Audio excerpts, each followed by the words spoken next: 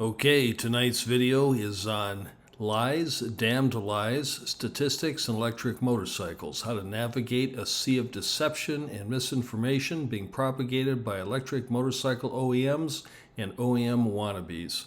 I've been wanting to do this video for a long time.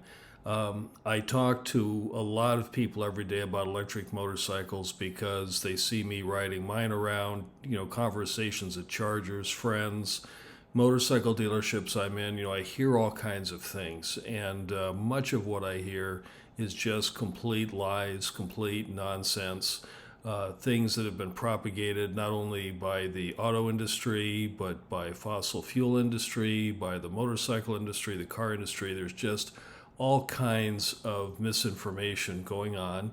And so what I want to do is call out some of the misinformation and chart a path or a way forward to be able to cut through all the baloney and figure out what's true and not true. So let's get on with it. For the purposes of this video, we're going to be talking about street legal, freeway legal motorcycles. We're talking about big bikes. We're not talking about scooters or little bikes or anything. We're talking about real motorcycles.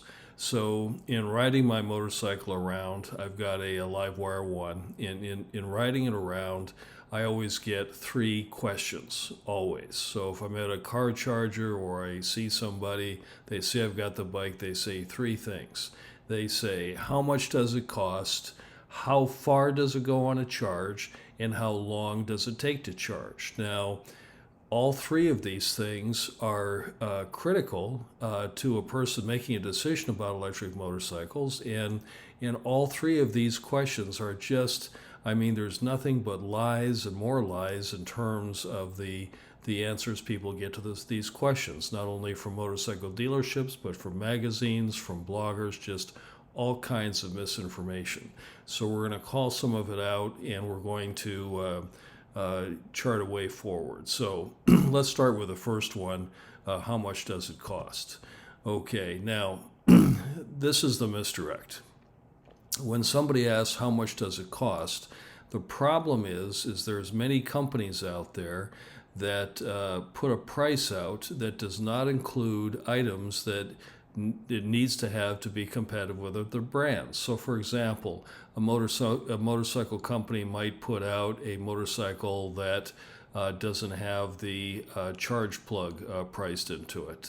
For like a level 2 charger, there's a company that puts out a bike where you have to buy something called a power tank, I think, to be able to use a level 2 charger on it. They put out the worst thing is that you put out an accessory or something that a motorcycle needs to be competitive, and then it's not available.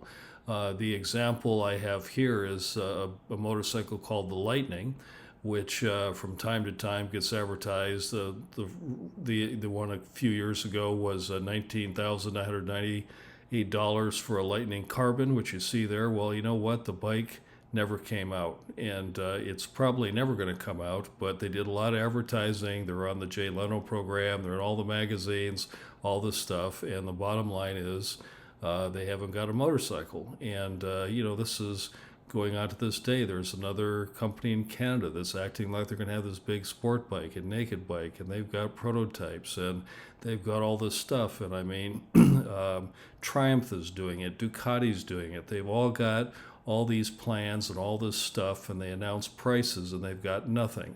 And it causes concern because it confuses people. So what happens if a motorcycle company doesn't have a product or doesn't have a price they need? They simply lie about it. And what the reality is that electric motorcycles cost tens of millions of dollars to develop for each bike, and they take years to do, at least probably 2 years if they're in a big rush just to do a real production motorcycle. So the bottom line is only 3 motorcycle OEMs have done it, that being Zero, Harley Davidson with a Livewire, and Energica. And those are the only 3. And of those 3, only one is what I call a major OEM, which would be Harley Davidson. with a live wire that is really capable of, churning out a lot of motorcycles.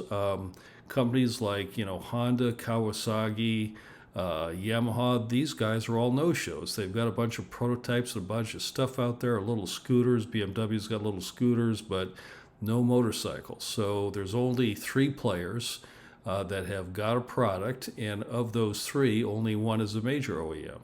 And the bottom line is that all these motorcycles and all the electric motorcycles are expensive to purchase, and they're probably going to be expensive to purchase for a long time. Now, the offset is that they're much less expensive to run. So if you're going to be riding the motorcycle a lot, you have a much lower cost on electric motorcycle than on a gas bike under certain situations. We've talked about that in other videos. My point is, how much does it cost is a loaded question.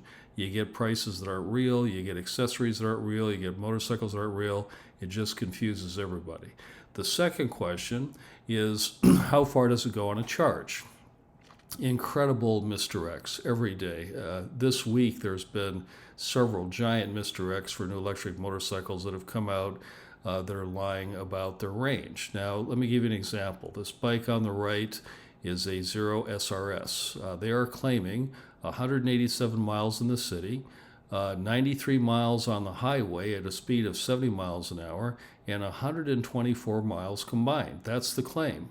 The reality is that these numbers are completely bogus for several reasons. One reason is when you get below 10% or at 10%, sometimes as high as 25%, if the batteries are imbalanced, it goes into a limp mode. Now, this limp mode makes it unable to ride on the freeway. I mean, you can't accelerate, the speeds get lower and lower, you get 45, 50 miles an hour, and that's just the standard way that it works. So instead of taking out the limp mode, they count it as part of the range. So, if they say 100 miles, say, it would really be 90 miles because 10% on the bottom is limp mode. Okay, this is also true for Energica. They also have a limp mode and do the same thing. Now, the actual combined riding miles for the Zero SRS, and there's even been a recent video on the internet from Yami Noob, it's 84 miles. So in combined riding, the bike goes 84 miles. It doesn't go 124 miles. And Zero's not the only one. I mean, Energica has been doing this too. So this is a giant problem because people want to know how far they can go on a charge, and it's kind of a difficult question anyway, but there's just, lies and more lies trying to quote big numbers to get sales and make it seem like they're making progress in more range and all this kind of stuff. It's bogus. Now, the third thing is, how long does it take to charge? Now, the misdirect is Energica. This is the Energica EVA RS. They'll say 20%, 80% in 40 minutes, okay? But what the reality is the reason they're quoting 20 to 80 is not just to get to the low number of 40 minutes, but they're doing it because they can't go all the way down to zero without being in limp mode, and they don't recommend regularly charging over 80% because it destroys and overheats the batteries. So, they're slicing out the best possible case and not letting you know that you can't go from 0 to 100. That's not part of the standard process they want. They don't want you to commute every day or ride the bike every day where you're charging to 100% and going to 0. It's just not going to work. So I wanted to put together just a short little slide to give you a little bit of truth, and then we're going to speak about how to find out what the truth is for electric motorcycles. So we've got 3 motorcycles on the left-hand side. We've got the Livewire 1, the Zero SRS, and the Energica EVA RS. Okay, now the prices, these are the real prices in US dollars for these motorcycles today. Okay, so it's $22,799 for the Livewire, $26,295 for the Zero, and the Energica is $24,750. Now, the next column is combined range. The Livewire 1 is claiming 95 miles in combined riding. The actual number is 109. That's the actual number. That's how far it goes in combined riding. Okay, today I rode my live wire 70 miles an hour all the way from 100% to 2%, and I got 84 miles. Harley claims 70 miles is 70 miles an hour. No, 70 miles an hour is 84 miles. I mean, it's just Harley does not overpromise their range, okay? Zero, 124 claimed mixed riding. We've talked about that's really 84 miles. And the Energica, they're claiming 153. It's really 120. Okay, now the charge time. Everybody's really murky about the charge time. Okay, Energica with their 20 to 80. Zero, I think they say it takes about an hour with optional fast charging. They call it fast charging, but it's something that it's kind of complicated to go into, but it will never work like people think, okay? The live wire, you plug it into DC fast charging, it charges in an hour, no problem, okay? The Zero, if it's got the optional tank for the level 2 charging, it takes 2.5 hours to charge from 0 to 100. The Energica, 0 to 100 is an hour and 15 minutes on DC fast charging. The Energica does have an interesting feature where you can adjust the charge rate. So I think that's, if you're not in as big a hurry, you can dial it back a little bit, which is a nice feature. But these are the reality. This is what it really is. I can stand behind these numbers. You can go out on the internet. You can watch YouTube videos. You can see that this chart is correct. Now, besides claims that are incorrect, there are also some unspoken truths, some things that nobody ever talks about, okay? Of the 3 companies we've talked about so far, that being Livewire, Zero, and Energica, Livewire is the only bike that charges to the top and runs to the bottom all the way, no performance hit, okay? So every day, you charge it to the top. You plug it in when you get home. It's 100% in the morning every day. That's what they recommend. 100% charged up every day, and you can ride the thing all the way to the bottom. You have full power all the way, and it is what it is. Okay, it's the only electric motorcycle, freeway capable street bike that could do that. Everybody just assumes that these bikes should be able to do that, but they can't. The Livewire is the only one that can do it. Okay. The EVA RS, the Energica, it does not have a 6-axis IMU. It does not have a stability control. It's a very heavy sporting bike, okay? It's a high-powered sport bike, and without stability control, it's a problem. You have to be very experienced to ride this bike. Well, you have to be experienced to ride all of them, but this is not good. When you're pushing $30,000 for a bike, it's that heavy and that powerful. You need better electronics than what Energica is putting on it. The other thing is they don't have telephony. So in other words, on both the Zero and the Livewire, it communicates over the cell phone network or over your cell phone to give you information about what the bike's doing, how the rate of charge is. When you're in a restaurant, you're not sitting out there getting fines on the charger because the bike already charged and they're charging loitering fees. It's just a good deal to know where your bike's at and where the state of charge is, and everybody's got it, but Energica. So that's a problem. Now, you've probably gotten to realize that where this video is going is that Livewire is the only electric motorcycle company that is truthful about its motorcycle's performance specifications. They are the only ones. Everybody else is lying. Livewire is either telling the truth or under-promising, and that's a big issue when they're out selling bikes, because everybody's talking these pie-in-the-sky numbers for other manufacturers that aren't true, and it's on the manufacturer's website. It looks like it's true. A lot of this stuff is not true. Now, besides Unspoken Truths, there's a bunch of information out there that is completely meaningless. And what I mean by that is horsepower and torque specifications on electric motorcycles are meaningless. Okay, now I'm going to give you an example. Cycle World tested the Zero SRF against the Harley-Davidson Livewire, the 2020 model. Both bikes are still the same to this day. Now, you can't tell because the graphs are a little bit different scale, but you've got the Zero on the left, the Harley on the right. The Zero has more horsepower, about eight or nine more horsepower, and it's got twice the torque, so 146 foot-pounds of torque as compared to the Livewire, which has got 74. So the Livewire is down on horsepower and is 50% down on torque.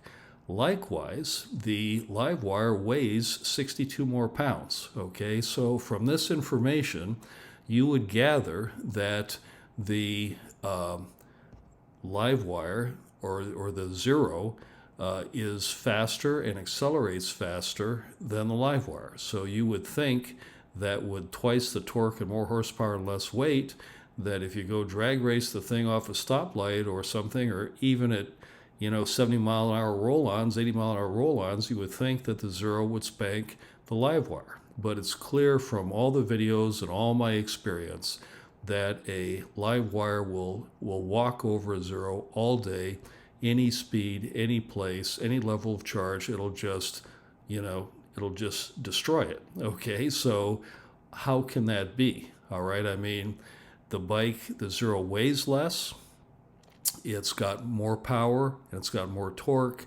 It should be faster. Okay, now there's a reason that it's not faster.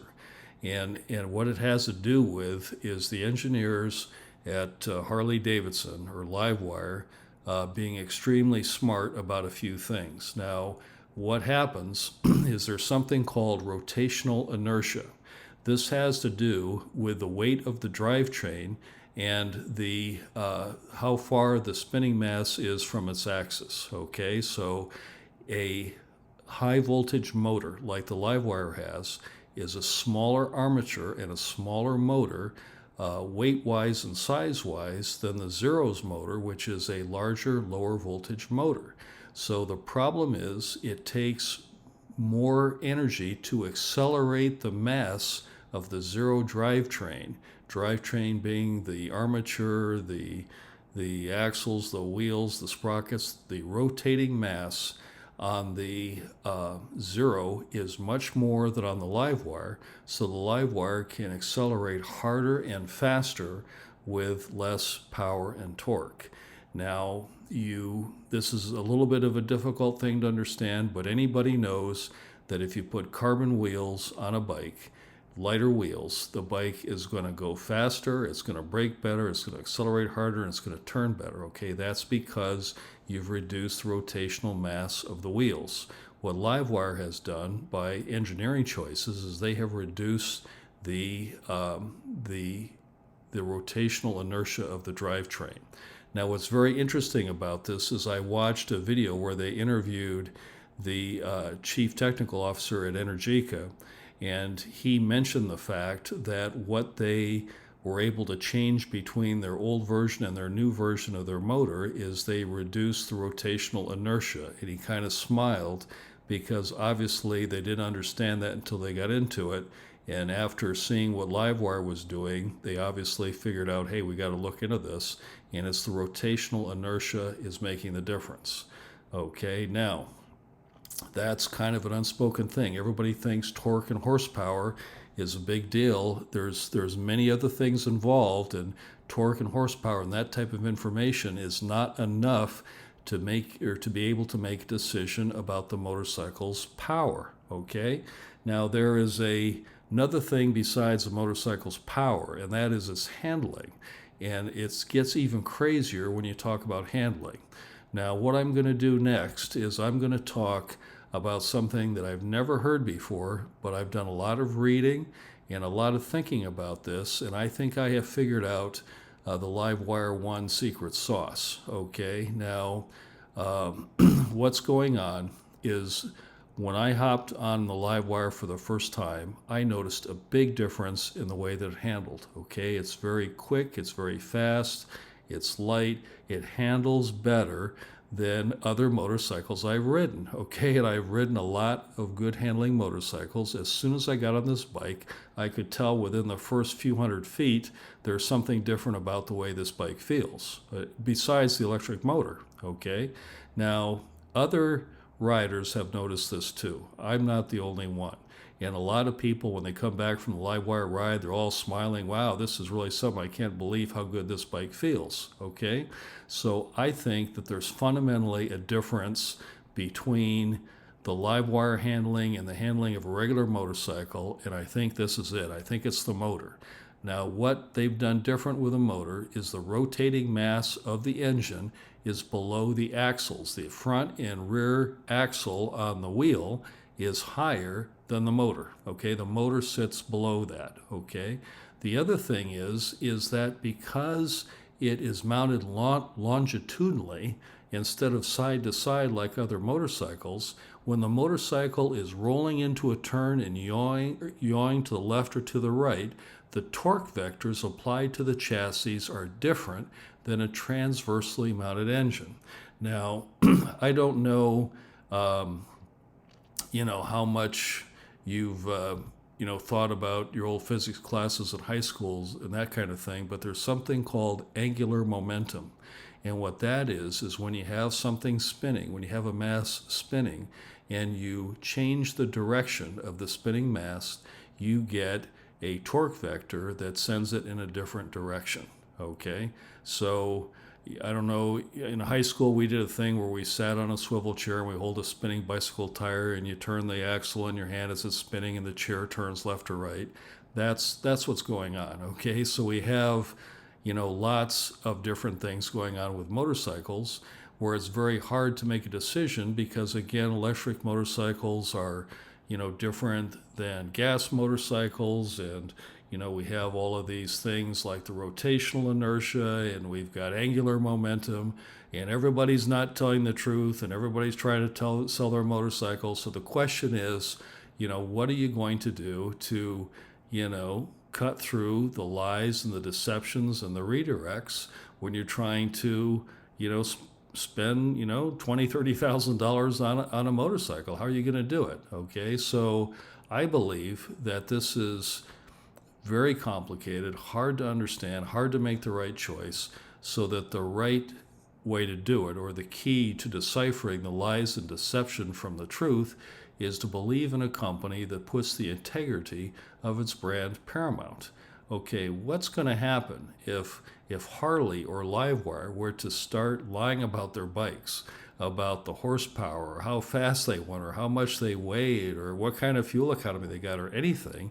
It would really damage the Harley-Davidson brand. I mean, can you imagine if Harley-Davidson got a reputation of lying to its customers? I mean, it just won't work. And the Livewire people are all Harley people, so it's just not going to work. I mean, they're a real company with a real brand, a real reputation, and they're not going to wreck it. Whereas a startup company, a smaller OEM, is more likely to try and, say a bunch of stuff or put a bunch of stuff out there to trick people into believing that they have the right solution when maybe they don't. If they had the right solution, they wouldn't need to lie about the specifications. So this is a list of faces I got from the Livewire SPAC presentation that they did a few months ago. But I've met some of these people. I've read about some of the others. But as far as I can tell, it is more important to them to maintain their integrity than to make a claim to get a fast sale or get one up on the competition. I just don't think it's in their soul. I don't think it's what they want to do. I think they want to, underpromise. And when you have guys like Elon Musk, I mean, the ultimate overpromiser. I mean, full self-driving still doesn't work. It's not going to work for a long time. And he promised us beyond a doubt that we'd have it in 2017. Okay, that would be an example of a fast-growing entrepreneurial company that just makes bogus claim after bogus claim. So, Harley, Livewire, they're not going to do that. I think the key to getting an electric motorcycle is to, invest or do business with a company that's putting its integrity in front of everything else. So anyway, have a great evening.